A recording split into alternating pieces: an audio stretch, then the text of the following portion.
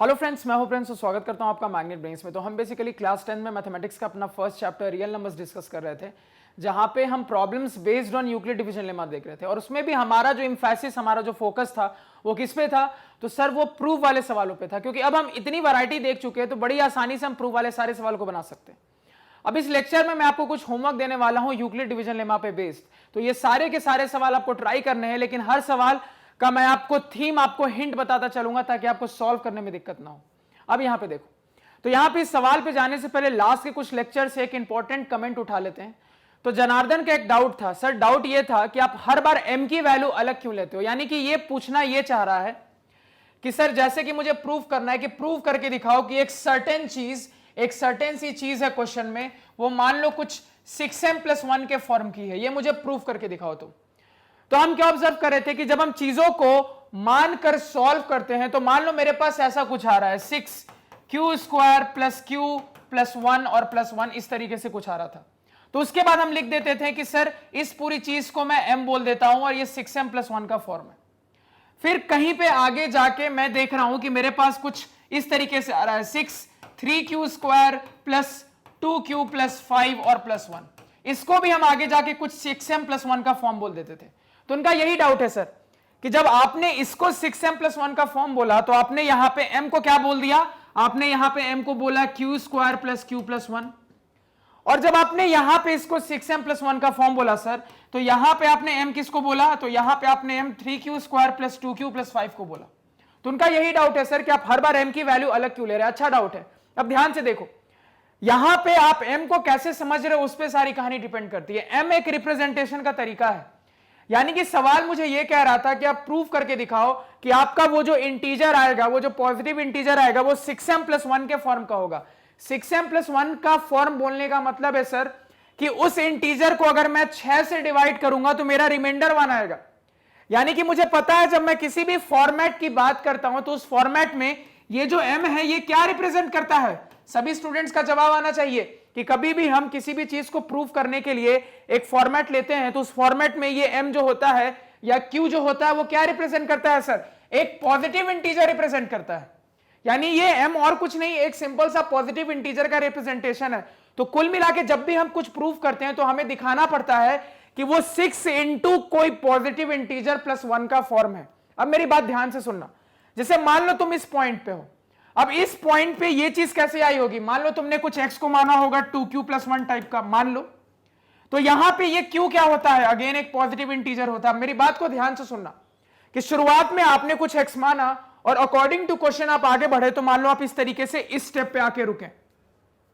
अब आपने जो माना उसके हिसाब से ये क्लियर है कि मेरा जो q है वो एक पॉजिटिव इंटीजर है। तो मेरी बात ध्यान से सुनो, q अगर एक पॉजिटिव इंटीजर है तो q का स्क्वायर भी एक पॉजिटिव इंटीजर होगा, कंफर्म सर। उसमें एक और पॉजिटिव इंटीजर जोड़ोगे तो वो भी पॉजिटिव इंटीजर होगा, कंफर्म सर। अब ये जो कंबाइंड एक पॉजिटिव इंटीजर आया है उसमें एक और 1 जोड़ दोगे तो वो भी पॉजिटिव इंटीजर होगा। मतलब सर कुल मिला के ये पूरी की पूरी चीज एक पॉजिटिव इंटीजर होगी। और मेरा जो m होता है वो क्या रिप्रेजेंट करता है? सिंपल एक पॉजिटिव इंटीजर रिप्रेजेंट करने का तरीका है। तो इसलिए हम क्या बोल देते हैं कि ये 6m+1 का फॉर्म है। ये मैथमेटिकल लिखने का तरीका है, 6m+1 का फॉर्म है।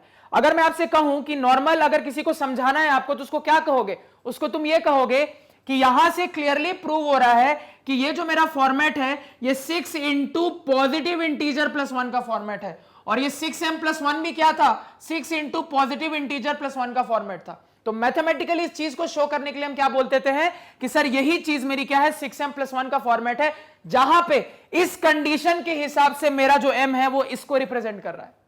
और उसी सवाल में मान लो आगे जाके ये प्रूव हो रहा था। तो यहां पे भी क्या ऑब्जर्व हो रहा है सर? हमने पहले ही देख लिया कि मेरा q क्या है? एक पॉजिटिव इंटीजर है। तो अगर q एक पॉजिटिव इंटीजर है तो अगेन वही कहानी, ये पूरी की पूरी चीज भी एक पॉजिटिव इंटीजर होगी सर। q² एक पॉजिटिव इंटीजर होगा, पॉजिटिव इंटीजर में 3 को मल्टीप्लाई करोगे वो भी पॉजिटिव इंटीजर होगा। उस पॉजिटिव इंटीजर में पॉजिटिव इंटीजर इंटू 2 एक और पॉजिटिव इंटीजर को जोड़ोगे तो एक और पॉजिटिव इंटीजर आएगा। उस पॉजिटिव इंटीजर में 5 को जोड़ोगे एक और पॉजिटिव इंटीजर।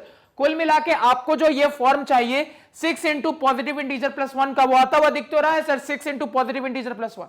तो ये बोलने के लिए है। तो बार बार आप ऐसा बोलोगे क्या, कॉपी पे तो आपको लिखना पड़ेगा, तो कोई रिप्रेजेंटेशन का तरीका होना चाहिए ना, इसलिए हम क्या बोल देते हैं डायरेक्टली कि सर ये कुछ 6m+1 का फॉर्म है, जहां पे m मेरा क्या रिप्रेजेंट करता है, सिंपल एक पॉजिटिव इंटीजर को रिप्रेजेंट करता है, और इस केस के हिसाब से m ये है, ये हम मेंशन कर देते हैं। तो जब मैं एक ही सवाल में m की वैल्यू अलग अलग मानता हूं तो ये सोच के कंफ्यूज मत होना सर कभी m ये बन गया, कभी m ये बन गया। m सिंपल क्या है, पॉजिटिव इंटीजर रिप्रेजेंट करने का तरीका है।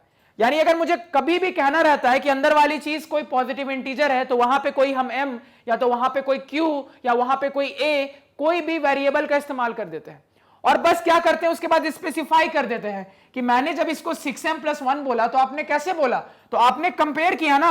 अगर आप इसको 6m+1 बोल रहे हो, इसका क्या मतलब है, इसका मतलब है सर कि आप इनडायरेक्टली कहना चाह रहे हो कि ये जो रिजल्ट मेरे पास आया है इसके हिसाब से ये वाला जो पोर्शन है इसको मैंने यहां पे m माना। अगेन यहां पे ये जो रिजल्ट आया है इसके हिसाब से ये वाले पोर्शन को मैंने m माना। तो m को ये सोच के कंफ्यूज मत हो कि यहां बदल जा रहा है वहां बदल जा रहा है, m सिंपल एक इंटीजर रिप्रेजेंट करने का तरीका है। इसलिए आपने जब जैसे ही ये प्रूव कर लिया कि ये 6m+1 यानी मेरा जो रिक्वायर्ड फॉर्मेट था उस फॉर्मेट में आ गया, तो लास्ट में बस एक बार बता देते हैं कि इस फॉर्मेट के हिसाब से इस रिजल्ट को देखते हुए मैं m को ये बता सकता हूं। अगेन इस फॉर्मेट के हिसाब से इस रिजल्ट को देखते हुए मैं m को ये बता सकता हूं। ये क्लियर हो गया? बहुत सारे स्टूडेंट को ये डाउट क्लियर होगा, लेकिन एक अच्छा डाउट था तो मैं सोचा डिस्कस कर लेता हूं। क्लियर है? अब आ जाओ ओरिजिनल सवाल पे। अब देखो ओरिजिनल सवाल क्या, ओरिजिनल सवाल बहुत ही प्यारा सवाल है, एक अच्छा सवाल है, तो इस सवाल पे डिस्कस करेंगे और एग्जाम पॉइंट ऑफ व्यू से ये बहुत इंपॉर्टेंट सवाल है, तो ध्यान से सुनना मेरी बात को। सवाल क्या है?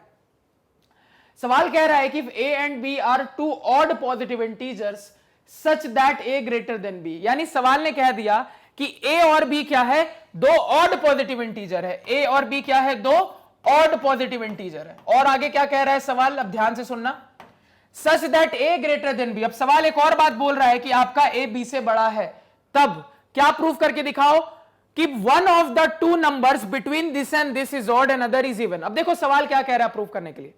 सवाल ने आपको डाटा दिया कि a और b दो ऐसे नंबर्स हैं जो कि ऑड पॉजिटिव इंटीजर्स हैं, जहां पे सवाल ने आपको यह भी बता दिया कि a b से बड़ा है। तो अब आपको सवाल प्रूव करने के लिए कह रहा है कि प्रूव करके दिखाओ कि a+b/2 और a-b/2 में एक इवन होगा और दूसरा ऑड होगा। कौन इवन कौन ऑड ये पता नहीं, लेकिन इतना गारंटेड है सर कि एक इवन पॉजिटिव इंटीजर होगा और दूसरा ऑड पॉजिटिव इंटीजर होगा। क्योंकि मैंने आपको बार बार कहा है सवाल कहीं पे भी सिर्फ इंटीजर बोले तो आपको क्या समझना है, वो पॉजिटिव इंटीजर की ही बात कर रहा है। अब देखो ये बात बोलना क्यों जरूरी था सवाल में a ग्रेटर देन b, क्योंकि आगे जब हम जा रहे हैं तो हमें दिख रहा है a-b का टर्म। क्या दिख रहा है? a-b का टर्म। और अगर इस a-b/2 को, इस पूरे के पूरे a-b/2 को मुझे या तो इवन पॉजिटिव इंटीजर या तो ऑड पॉजिटिव इंटीजर प्रूव करना है, तो सबसे पहले तो इसको पॉजिटिव इंटीजर प्रूव करना पड़ेगा ना। अब ये पूरी की पूरी चीज पॉजिटिव कब रह सकती है तुम खुद सोचो। तो क्लियर सी बात है सर, डिनोमिनेटर में तो एक पॉजिटिव नंबर है ही, तो प्रॉब्लम नहीं है, तो न्यूमरेटर को भी पॉजिटिव रहना पड़ेगा।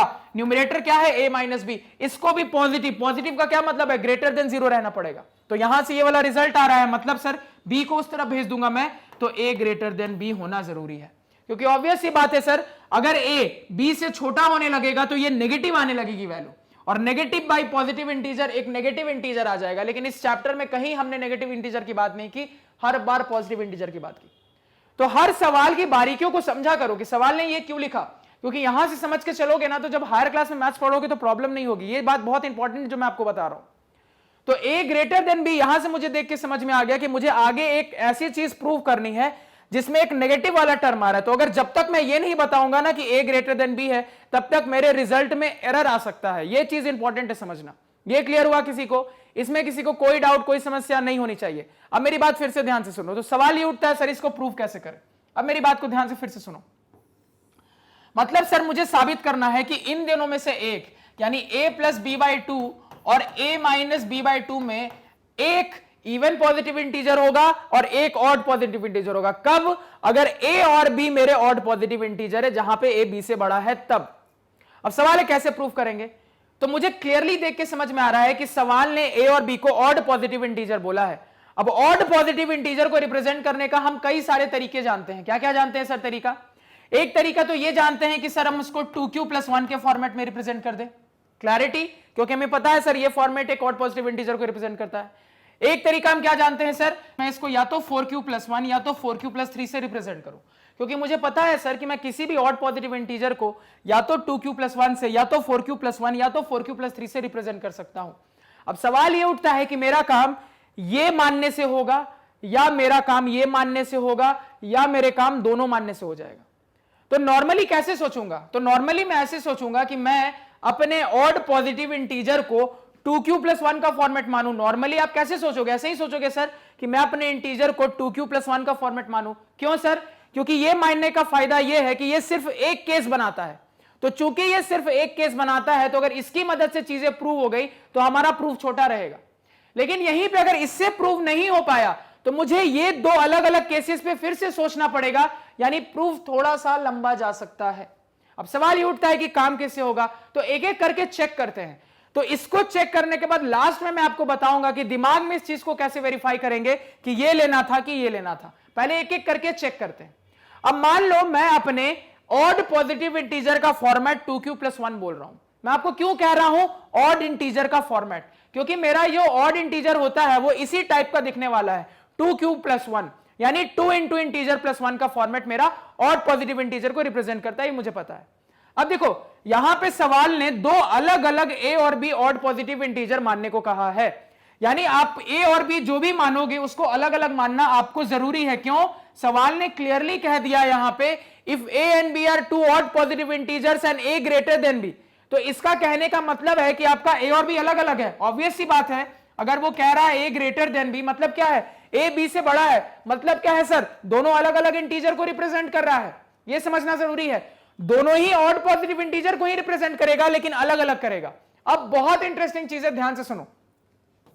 तो सर ऑब्वियस सी बात है दोनों को तो मैं 2q+1 बोल नहीं सकता, ये चीज तो गलत हो जाएगी, क्योंकि मुझे इस तरीके से मानना है कि दोनों अलग अलग दिखे, क्योंकि जब तक दोनों अलग अलग नहीं दिखेंगे तो एक बड़ा एक छोटा कैसे होगा, जब तक दोनों ऑड पॉजिटिव इंटीजर अलग अलग नहीं होंगे तो एक बड़ा और एक छोटा कैसे सेटिस्फाई हो पाएगा। यानी इस चीज को कट ऑफ करने के लिए मैंने इस फॉर्मेट को ध्यान में रखते हुए देखो a और b को क्या माना। मैंने माना कि मेरा a 2m+1 है, क्यों, 2q+1 का फॉर्मेट है, बिल्कुल है सर, ये मान सकते हैं, बिल्कुल मान सकते हैं सर। और मैंने अपने b को 2n+1 माना, ये भी क्या है, 2q+1 का ही फॉर्मेट है सर। तो वो जो फॉर्मेट है वो फॉर्मेट मैंने माना, और जैसे ही मैंने m और n लिख दिया ना तो इससे ये क्लियर हो गया कि ये मेरा a और b अलग अलग है।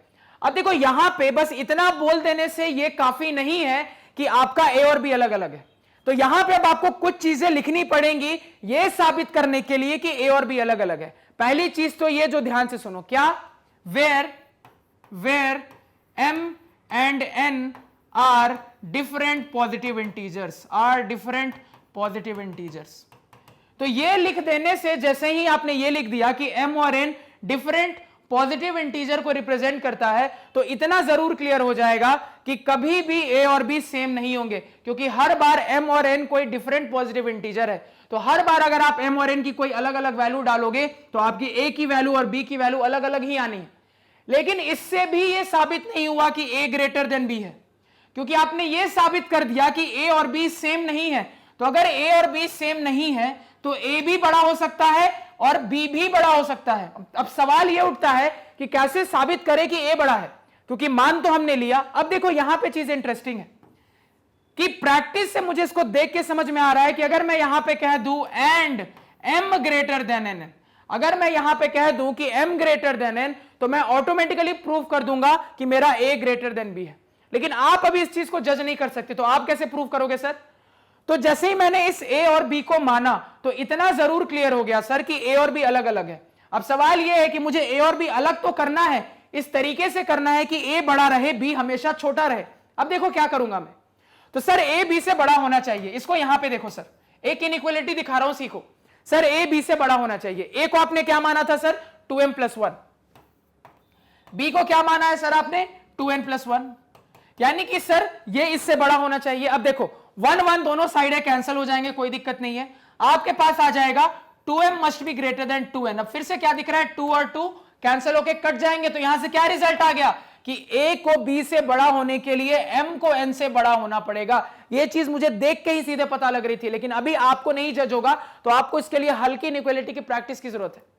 अब आप ये साइड में करके ये जज कर पा रहे हो कि हां अब मुझे ये क्लियर है कि जैसे ही मैंने ये कह दिया कि मेरा m n से बड़ा है, वैसे ही मैंने ये कंफर्म कर दिया कि मेरा a b से बड़ा है, जो कि वहां से देख के मुझे जज हो रहा है। अभी जितना फिलहाल बोर्ड पे लिखा है उस सबको नोट डाउन करो। क्लियर है? क्योंकि सवाल तुमको खुद बनाना है, मैं पूरे बनाने का तरीका तुमको बता देता हूं। अब देखो यहां पे, तो यहां से ये क्लियर हो गया, यानी सर जब शुरुआत में हम मानते हैं चीजों को तो क्या मानेंगे, वहां पे हम बोलेंगे let are positive integers a and b be represented by this and this where m and n are different positive integers and m greater than n। अब जाके सवाल की इतनी कंडीशन सेटिस्फाई हुई है, अभी सवाल में तो आगे ही नहीं गए हैं, अब जाके सवाल की इतनी कंडीशन सेटिस्फाई हुई है जिसके हिसाब से a b से बड़ा भी है और a और b हमेशा एक ऑड पॉजिटिव इंटीजर को रिप्रेजेंट भी करेगा। अब जाके ये क्लियर हुआ।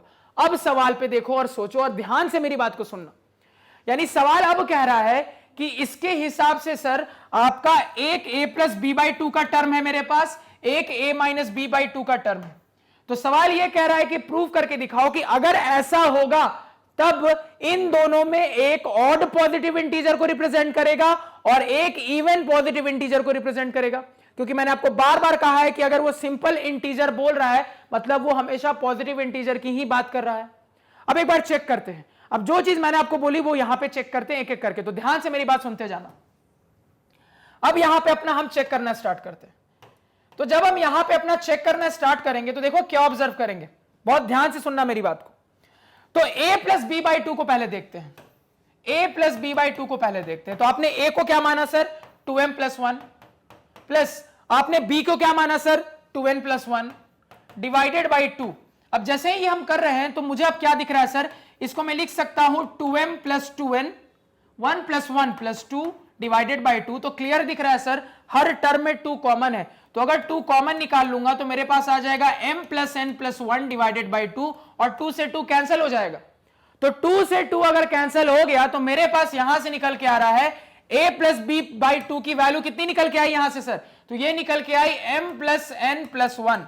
इसको फिलहाल यही लिख देता हूं, इसको फिलहाल इतना ही रहने देता हूं क्योंकि लास्ट में मैं आपको एक साथ कंपेयर करवाऊंगा। अब ध्यान से देखो, अब यहीं पे अगर मैं a minus B by two निकालूं तो क्या होगा, अब यहीं पे अगर मैं a minus B by two निकालूं तो मुझे दिख रहा है सर कि मेरे जो a की वैल्यू है वो a की वैल्यू क्या है, तो a की वैल्यू है सर 2m प्लस 1 और माइनस b की वैल्यू है sir 2n plus 1 divided by 2। यानी इसको सॉल्व करेंगे तो क्लियरली दिख रहा है सर ये हो जाएगा 2m plus 1 minus 2n minus 1 divided by 2। तो यहां से प्लस 1 माइनस 1 गया और आपके पास रिजल्ट आ रहा है 2m minus 2n divided by 2। अब फिर से दिख रहा है 2 दोनों में कॉमन है तो कॉमन निकाल के कैंसिल कर देंगे तो मेरे पास आ जाएगा m माइनस n। अब देखो क्या हुआ, मेरी बात को बिल्कुल फोकस से सुनना कि जैसे ही मैंने अपने ऑड पॉजिटिव इंटीजर का फॉर्म 2q प्लस 1 रखने की कोशिश की तो मेरे पास a plus B by two आ रहा है m प्लस n प्लस 1 और मेरे पास a minus B by two आ रहा है m माइनस n। अब देखो आपने m और n को क्या माना था, अलग अलग पॉजिटिव इंटीजर्स माना था। अब देखो अगर m और n अलग अलग पॉजिटिव इंटीजर हैं तो हम बता नहीं सकते कि m माइनस n एक ऑड पॉजिटिव इंटीजर होगा कि एक इवन पॉजिटिव इंटीजर होगा। यह जरूर है कि m माइनस n क्या होगा, एक पॉजिटिव इंटीजर होगा, लेकिन ऑड होगा या इवन होगा नहीं बता सकते। क्यों? क्योंकि सर हमने कहीं पे भी यह क्लैरिफाई नहीं किया था कि m और n पहले से इवन है या ऑड है। क्योंकि आप m और n को जब बस ये बोल दे रहे हो कि वो सिर्फ और सिर्फ पॉजिटिव इंटीजर है, समझो मेरी बात को, अगर आप सिर्फ ये बोल दे रहे हो कि m और n सिंपली पॉजिटिव इंटीजर है तो m माइनस n एक इवन पॉजिटिव इंटीजर भी बन सकता है और एक ऑड पॉजिटिव इंटीजर भी बन सकता है। आप चाहो तो चेक कर लो, हो सकता है मेरा एक इंटीजर 4 रहा हो सकता है एक 2 रहा हो, तो 4 माइनस 2 2 इवन इंटीजर आ गया। हो सकता है मेरा m 3 रहा हो सकता है कि मेरा जो आपका क्या बोलते हैं n रहा हो वो क्या रहा हो 2 रहा हो, तो मेरा कितना आ गया रिजल्ट 1 आ गया। तो क्या दिख रहा है sir m minus n even positive integer भी दे सकता है, ऑड पॉजिटिव इंटीजर भी दे सकता है। तो ये गारंटेड नहीं हुआ यहां से कि सर m माइनस n एक इवन पॉजिटिव इंटीजर होगा या ऑड पॉजिटिव इंटीजर होगा। यही कहानी देखो इसके साथ भी घटेगी। फिर से देखो m और n सिंपली मुझे पता है एक पॉजिटिव इंटीजर है, लेकिन अब मैं ये नहीं बता सकता कि m प्लस n प्लस 1 एक पॉजिटिव इंटीजर ऑड वाला होगा या इवन वाला। क्यों? फिर से वही कहानी सर, मान लो मैं m को 3 बोल देता हूं, n को 2 बोल देता हूं। मान लो कि मेरा जो इंटीजर m और n है वो एक 3 रहा होगा एक 2 रहा होगा, तो तो 3 + 2 5 + 1 कितना हो गया 6। क्या बना दिया इसने, एक आपका इवन पॉजिटिव इंटीजर बना दिया। लेकिन यहीं पे मान लो मैं आपको कह दे रहा हूं कि मेरा m मान लो 3 रहा होगा, मेरा n क्या रहा होगा, मान लो 5 रहा होगा। तो देखो क्या हो गया, अब 5 + 3 8, 8 + 1 9 बन गया। 9 क्या है, एक ऑड पॉजिटिव इंटीजर। तो सर फिलहाल आपके मानने वाले ये 2q + 1 के फॉर्मेट से ये आगे जाके क्लियर ही नहीं हो पाया कि मेरा a + b/2 का जो फॉर्म आ रहा है या जो a - b/2 का फॉर्म आ रहा है वो एक इवन पॉजिटिव इंटीजर का है या एक ऑड पॉजिटिव इंटीजर का है। तो इससे क्या समझ में आता है, सर ये मानने पे काम नहीं हुआ मेरा। ये समझ में आया, ये क्लियर है, इसमें किसी को कोई डाउट? अब मेरी बात को समझो, बहुत इंटरेस्टिंग बात कहूंगा मैं। यानी अब इतना जरूर क्लियर हो गया है सर कि मतलब कि अगर ये मानूंगा तो अब काम हो जाना चाहिए, क्योंकि इससे तो काम नहीं हुआ, यानी ये मानूंगा तो काम हो जाना चाहिए। मतलब मेरे पास कोई चॉइस नहीं है, मुझे ये मानना ही पड़ेगा। और अगर मैं ये मानूंगा तो मुझे दो अलग अलग केस को लेकर डिस्कस करना ही पड़ेगा। ये क्लियर हुआ? पहले इतना बोर्ड पे जो लिखा है उसको लिखो और उसके बाद क्या लिख देना, hence on assuming our format to be 2q + 1 we are not getting to the solution. ये चीज आपके समझने के लिए थी। अब देखो ये चीज मैं दिमाग में जज कर सकता था कि ये चीज मानने पे मेरा काम नहीं होगा। कैसे? क्योंकि दिमाग में जब मैं करता 2m + 1 + 2n + 1 तो तुरंत मेरे दिमाग में दिख रहा है कि 2 कॉमन होके डिनोमिनेटर के 2 से कैंसिल हो जाएगा। 2 कॉमन होके डिनोमिनेटर के 2 से कैंसिल हो जाएगा और मेरे पास जो चीजें बचेंगी वो m + n और m - n के टर्म्स में बचेंगी। तो अगर मेरे पास चीजें m + n और m - n के टर्म्स में बच रही हैं तो क्या वहां से मैं कभी भी जज कर पाऊंगा कि मेरा m + n या m - n वाला टर्म एक ऑड होगा कि इवन? क्योंकि आपने m और n के बारे में बस एक छोटी सी बात यह बोल दी कि सर वो कोई भी पॉजिटिव इंटीजर हो सकता है। जब मुझे यही नहीं पता कि मेरा m और n एक इवन पॉजिटिव इंटीजर है या ऑड पॉजिटिव इंटीजर है, तो यह बताना बड़ा मुश्किल है कि m + n m - n क्या होगा। तो यह मानने से काम नहीं हुआ। तो मतलब क्या मानने से काम होगा? तो सर इससे एक रफ आइडिया लगा कि जरूर ये फॉर्मेट मानूंगा तो मेरा काम हो जाएगा। अब देखो ध्यान से फिर से सवाल को, यानी सर जैसे ही मुझे ये क्लियर हो गया कि मुझे फॉर्मेट क्या मानना है, तो अब इस चीज पे आगे बढ़ते हैं और देखते हैं क्या हो रहा है। अब ध्यान से सुनना, बहुत इंटरेस्टिंग चीज सीख रहे हो यहां पे। ये सवाल बहुत ही प्यारा सवाल, एग्जाम पॉइंट ऑफ व्यू से बहुत इंपॉर्टेंट, इसलिए कह रहा था इस पे ध्यान रखना। अब देखो यहां पे, अब मान लो मैं अपना सबसे पहले जब ये फॉर्मेट मानूंगा तो मुझे दो केसेस लेने पड़ेंगे, सबसे पहले केस 1 और केस 2। तो सबसे पहले अगर केस 1 की बात करेंगे तो केस 1 में मुझे अपना ऑड पॉजिटिव इंटीजर 4q + 1 के फॉर्मेट का मानना पड़ेगा। तो अगर 4q + 1 के फॉर्मेट का मैं मानूंगा तो इस चीज को मुझे कैसा लिखना पड़ेगा? तो इसी चीज में थोड़ा चेंज करूंगा। मैं चेंज क्या करूंगा सर, मैं बोल दूंगा अपने a को सर 4m + 1 और अपने b को क्या बोल दूंगा सर 4n + 1 बोल दूंगा। वही फॉर्मेट है, बिल्कुल सर वही फॉर्मेट है।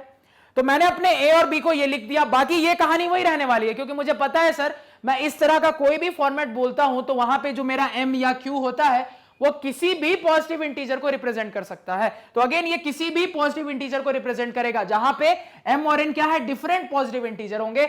और वहां पे भी अगेन a > b होना चाहिए। तो इसको देख के फिर से वही समझ में आ रहा है सर, अगर m > n होगा तो a > b होगा ही होगा। आपको अगेन डाउट है सर कि m और n में क्या रिलेशन आएगा कि a > b रहे, तो उसको कैसे चेक कर लो, साइड में इनइक्वालिटी बना के चेक कर लो कि सर a > b होना चाहिए, यानी कि 4m + 1 4n + 1 से बड़ा होना चाहिए। तो 1 से 1 कैंसल, आपके पास आ गया 4m 4n से बड़ा होना चाहिए, यानी 4 से 4 कैंसल, यानी कि m n से बड़ा होना चाहिए। यहां से ये इनइक्वालिटी निकल के आ गई। तो यहां से भी वही इनइक्वालिटी, ये मुझे दिमाग में देख के समझ में आ रहा है कि जब मैं कंपेयर करूंगा तो 1 और 1 कट जाएगा, 4 और 4 कट जाएगा और m > n आ जाएगा। क्लियर हुआ? अब जैसे ही ये माना, अब कहानी फिर से वही शुरू होती है, ये चेक करने की मेरा कि a + b/2 और a - b/2 बन क्या रहे हैं। अब देखो इंटरेस्टिंग चीज, तो सबसे पहले अगर मैं a + b/2 की बात करूं तो मैं क्या देख रहा हूं, तो a और b के बदले ये जो चीजें हमने मानी उसको सब्स्टिट्यूट करेंगे। तो जैसे ही सब्स्टिट्यूट करेंगे तो मेरे पास आ जाएगा 4m + 1 + 4n + 1 / 2, यानी कि इसको आगे सॉल्व करूं सर तो ये बन जाएगा 4m + 4n। ध्यान से देखो, 4m + 4n, 1 + 1 2, तो +2 / 2। अब क्लियरली मुझे दिख रहा है सर मैं 2 ऊपर कॉमन निकाल सकता हूं, तो 2 अगर मैं कॉमन निकालूंगा तो मेरे पास आ जाएगा 2m + 2n + 1 / 2, यानी 2 से 2 कट गया, मेरे पास आ रहा है 2m + 2n + 1। अब देखो कितनी इंटरेस्टिंग चीज हुई, कितनी मजेदार चीज, एकदम ध्यान से सुनना। सर m और n कोई भी ऑड पॉजिटिव इंटीजर हो सकता है, लेकिन इतना पक्का है सर कि अगर मैं m में 2 से मल्टीप्लाई कर दूंगा तो वो हमेशा एक इवन पॉजिटिव इंटीजर बन जाएगा, क्योंकि मैंने आपको सिखाया था कि किसी भी पॉजिटिव इंटीजर में अगर आगे कोई इवन नंबर मल्टीप्लाइड हो तो उसको हमेशा एक इवन पॉजिटिव इंटीजर बना देगा। यानी कि सर इससे इतना क्लियर है कि मेरा 2m एक इवन पॉजिटिव इंटीजर है।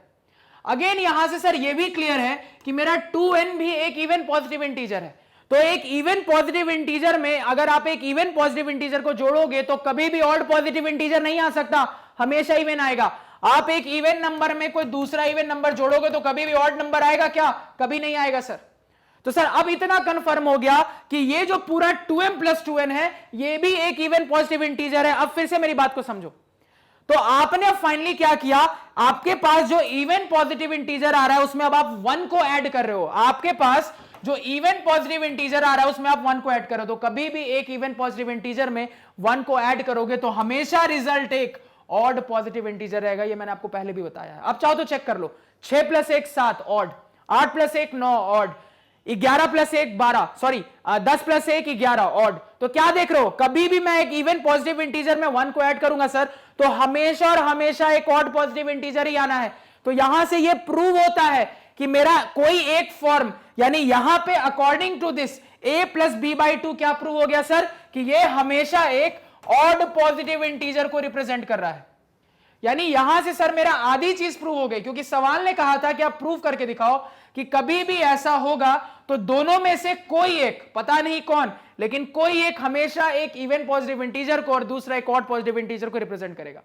यानी यहां से ये क्लियर हो गया सर कि अगर a + b/2 वाला ऑड को रिप्रेजेंट कर रहा है तो जरूर a - b/2 वाला इवन को करेगा। वो अभी चेक करेंगे, पहले इतना नोट डाउन करो।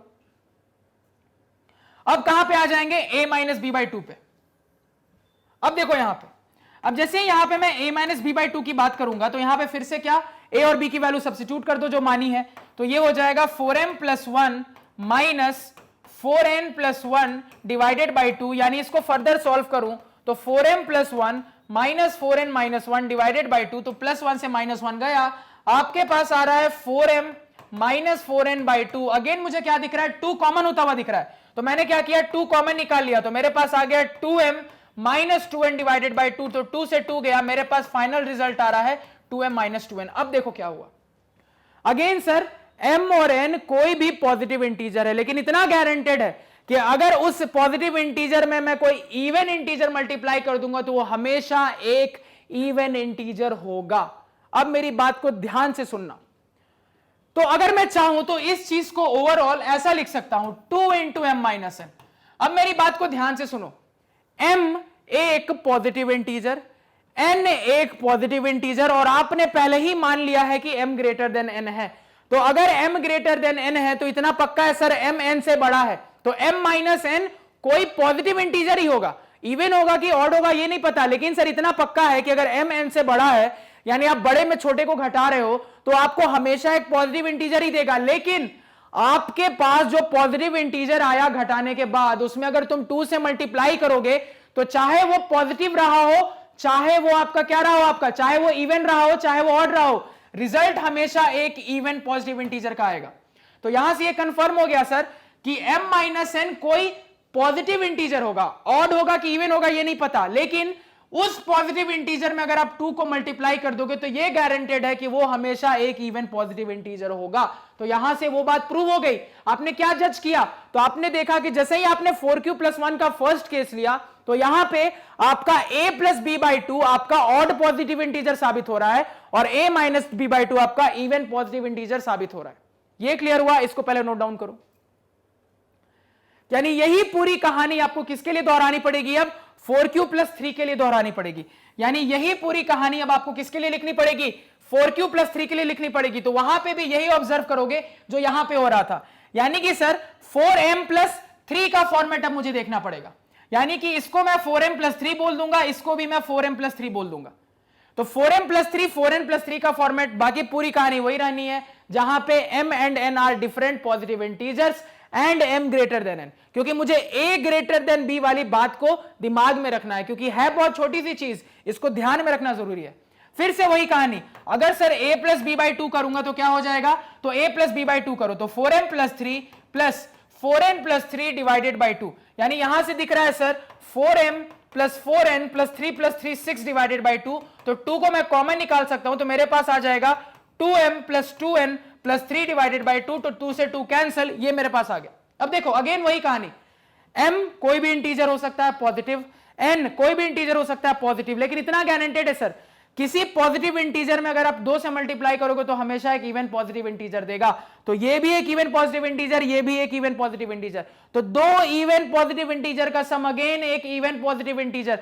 उस इवन पॉजिटिव इंटीजर में अगर एक ऑड पॉजिटिव इंटीजर को जोड़ोगे, कभी भी आप अगर एक इवन पॉजिटिव इंटीजर में ऑड पॉजिटिव इंटीजर को जोड़ोगे तो आपका रिजल्ट हमेशा और हमेशा एक ऑड पॉजिटिव इंटीजर ही रहने वाला है। आप चाहो तो चेक कर लो, कोई भी इवन पॉजिटिव इंटीजर में दुनिया का कोई भी ऑड पॉजिटिव इंटीजर जोड़ोगे तो हमेशा रिजल्ट आपको ऑड ही मिलेगा। तो यहां से यह क्या प्रूव हो गया कि सर ये जो 2m प्लस 2n प्लस 3 है मेरे पास, ये कुल मिला के एक ऑड पॉजिटिव इंटीजर है।